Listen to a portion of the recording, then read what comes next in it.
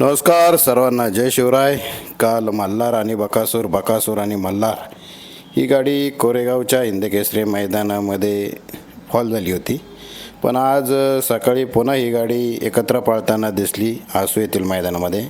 आणि गट क्रमांक 7मध्ये ही गाडी चांगल्या रीतीने पळून गटपास झाली. सुंदर गाडीला स्पीड लागला होता. पूर्ण गट झाल्यानंतरनं सेमीच्या चिठ्ठ्या काढायला सुरुवात केली. लहान मुलाच्या हस्ते सेमीच्या चिठ्ठ्या काढण्यात आल्या आणि विशेष म्हणजे डोळ्याला पट्टी बांधून लहान मुलाच्या हस्ते चिठ्ठ्या काढल्या गेल्या.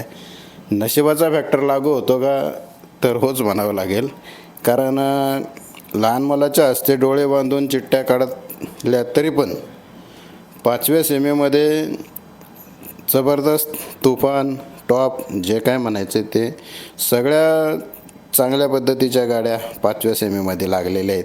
त्याच्यामध्ये चिक्या आहे, बबलू चाचा यांचा राजा आहे, परत हिंदकेसरी झालेला सचिन आहे, परत त्याबरोबर सर्जा, वेगाचा शेवट सर्जा आहे आणि बकासूर आणि मल्हार हे देखील आहेत.